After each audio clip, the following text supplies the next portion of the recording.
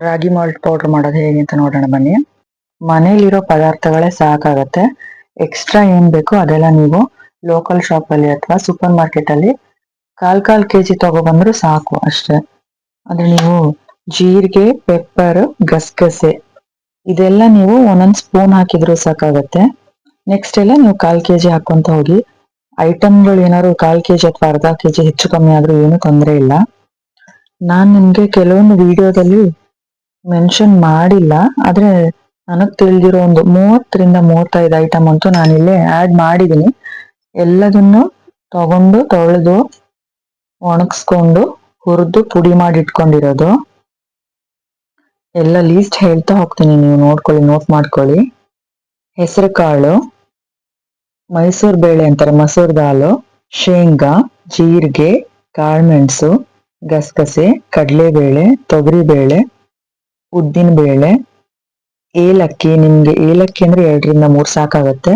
ಸೋಂಪು ಕಾಳು 1 ಸ್ಪೂನು, ಲವಂಗ ಅಂದ್ರೆ 2ರಿಂದ 3 ಸಾಕಾಗತ್ತೆ. ಮೆಂತೆ ಕಾಳು ನಿಮ್ಗೆ 1/4 ಕೆಜಿ ಸಾಕಾಗತ್ತೆ. ಮಖಾನ ಅದನ್ನು ಕೂಡ ನೀವು ಆಡ್ ಮಾಡ್ಬೋದು, ಇಲ್ಲಿ 1/2 ಪ್ಯಾಕ್ ಸಾಕಾಗತ್ತೆ ನಿಮ್ಗೆ. ರಾಗಿ ಇಲ್ಲಿ ನಾನು ಜಾಸ್ತಿ ತಗೊಂಡಿದ್ದೀನಿ, ನಮ್ಗೆ ಹಳ್ಳಿಗೆ ರಾಗಿ ಸಿಕ್ಕಿರೋದ್ರಿಂದ ನಾನಿಲ್ಲಿ 2 ಕೆಜಿ ರಾಗಿನ ತೊಳೆದು ಕ್ಲೀನ್ ಮಾಡಿ ಇಟ್ಕೊಂಡಿದೀನಿ. ಅಕ್ಕಿ ಕೂಡ ಕೆಂಪಕ್ಕಿ, ಪಾಲಿಶ್ ಆಗದೆ ಇರೋ ಅಕ್ಕಿನ ಯೂಸ್ ಮಾಡ್ಕೊಳ್ಳಿ, ತುಂಬಾನೇ ಒಳ್ಳೇದು.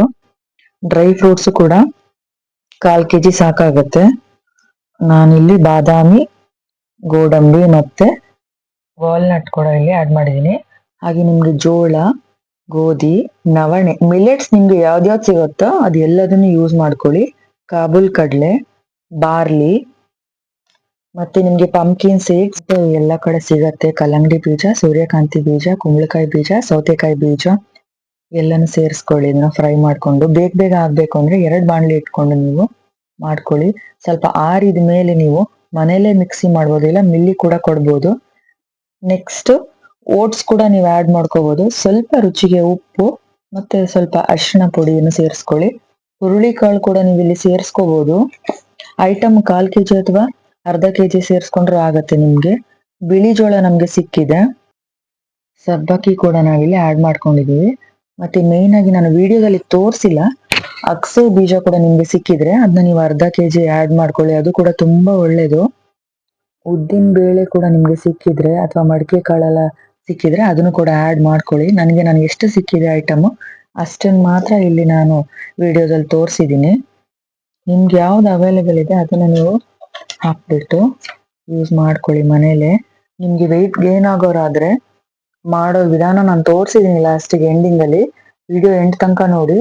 ತುಪ್ಪ ಮತ್ತೆ ಬೆಲ್ಲ ಆಡ್ ಮಾಡ್ಕೊಂಡು ನೀವು ಮಾಲ್ಟ್ ಮಾಡ್ಕೊಳ್ಳಿ. ವೆಯ್ಟ್ ಲಾಸ್ ಆಗೋರಿದ್ರೆ ನೀವು ಮಜ್ಜಿಗೆ ಹಾಕಿ ಕುಡ್ಕೊಬಹುದು, ಮಜ್ಜಿಗೆ ಉಪ್ಪು ಸೇರಿಸ್ಕೊಂಡು. ಇದು ನೀವು ಹೊರಗಡೆ ತಗೊಳೋದ್ಕಿಂತ ಮನೇಲೆ ಮಾಡೋದೇ ಸೇಫ್. ಇಷ್ಟು ಹುರಿದು ಪುಡಿ ಮಾಡೋಷ್ಟು ಅದಕ್ಕೆ ನಿಮ್ಗೆ ಮಿನಿಮಮ್ 2 hours ಆದ್ರೂ ಬೇಕಾಗತ್ತೆ. ನಾವೆಲ್ಲವೂ ತಣ್ಣಗೆ ಹಾಕ್ಬಿಟ್ಟು ಲಾಸ್ಟಿಗೆ ನಾವು ಮಿಲ್ಲಿಗೆ ಕೊಟ್ಟಿದ್ವಿ. ಇದನ್ನ ಮಿಲ್ಲಲ್ಲಿ ಚೆನ್ನಾಗಿ ಪುಡಿ ಮಾಡಿಕೊಟ್ಟಿದ್ರು. ನೀವೇ ನೋಡಿ ಚೆನ್ನಾಗಾಗಿದೆ ಹುರಿದಿದ್ದೆಲ್ಲದು. ನೆಕ್ಸ್ಟ್ ನೀವು 2ರಿಂದ 3 ಸ್ಪೂನ್ ತಗೊಂಡು ಸ್ವಲ್ಪ ನೀರ್ ಹಾಕೊಳ್ಳಿ. ನೀರ್ ಹಾಕಿ ಕಲ್ಸಿಟ್ಕೊಳ್ಳಿ. ಇಲ್ಲ ಅಂದ್ರೆ ನಿಮ್ಗೆ ಫಸ್ಟ್ ಟೈಮ್ ಮಾಡೋರಿಗೆ ಗೊತ್ತಾಗಲ್ಲ ಅನ್ನೋರಿಗೆ ನಾನು ಸಿಂಪಲ್ ಆಗಿ ತೋರಿಸಿದೀನಿ. ಗಂಟ್ ಆಗದೆ ಇರೋ ತರ ಫಸ್ಟ್ ಹಾಗೆ ಬಿಸಿ ಆಗೋ ಮುಂಚೆ ಈ ತರ ಮಿಕ್ಸ್ ಮಾಡಿ ಇಟ್ಕೊಳ್ಳಿ. ನೆಕ್ಸ್ಟ್ ನೀವು ಒಲೆ ಮೇಲೆ 2 ಕಪ್ ನೀರ್ ಹಾಕೊಳ್ಳಿ. ಅದು ಕುದಿ ಬಂದ ಮೇಲೆ ನೀವು ಬೆಲ್ಲ ಆಡ್ ಮಾಡ್ಕೊಳ್ಳಿ.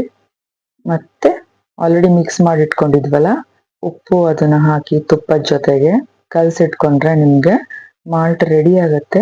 ಡೈಲಿ ಯೂಸ್ ಮಾಡೋದ್ರಿಂದ ರೋಗ ನಿರೋಧಕ ಶಕ್ತಿನೂ ಹೆಚ್ಚಾಗತ್ತೆ, ಪೌಷ್ಟಿಕಾಂಶನೂ ಹೆಚ್ಚಾಗತ್ತೆ. ಡೈಲಿ ಮಾಡ್ಕೊಳಕ್ ಆಗಿಲ್ಲ ಅಂದ್ರೆ ನೀವು ವಾರದಲ್ಲಿ 2-3 ದಿನನಾದ್ರು ಮಾಡ್ಕೊಂಡು ಕುಡೀರಿ. ಈವ್ನಿಂಗ್ ಟೈಮ್ ಮಕ್ಕಳಿಗೆ ಕೊಡ್ಬೋದು, ಇಲ್ಲ ಬ್ರೇಕ್ಫಾಸ್ಟ್ ಸ್ಕಿಪ್ ಮಾಡ್ತೀನಿ ಅನ್ನೋರು, ಟೈಮ್ ಇರಲ್ಲ ಮಾಡೋಕೆ ತಿಂಡಿ ಅನ್ನೋರು ವರ್ಕಿಂಗ್ ವುಮೆನ್ಸ್ಗೆ ಹೆಲ್ಪ್ ಆಗುತ್ತೆ. ಕೂಡ ತುಂಬಾನೇ ಚೆನ್ನಾಗಿರುತ್ತೆ. ರೆಡಿಮೇಡ್ ತರಕ್ಕಿಂತ ನೀವೇ ಮನೇಲಿ ಮಾಡೋದೇ ಬೆಸ್ಟ್. ಲಾಸ್ಟಿಗೆ ಈ ತರ ಕನ್ಸಿಸ್ಟೆನ್ಸಿ ಬಂದಿರ್ಬೇಕು ನೋಡಿ. ಒಂದು 5-6 ನಿಮಿಷದೊಳಗೆ ನಿಮಗೆ ರೆಡಿ ಆಗುತ್ತೆ. ಆದ್ರೆ ಗಂಟ್ ಆಗದೆ ಇರೋ ತರ 2 ನಿಮಿಷ ಕಂಟಿನ್ಯೂಸ್ ನೀವು ನೋಡ್ಕೊಂತಾ ಇರಿ. Okay, ready to drink.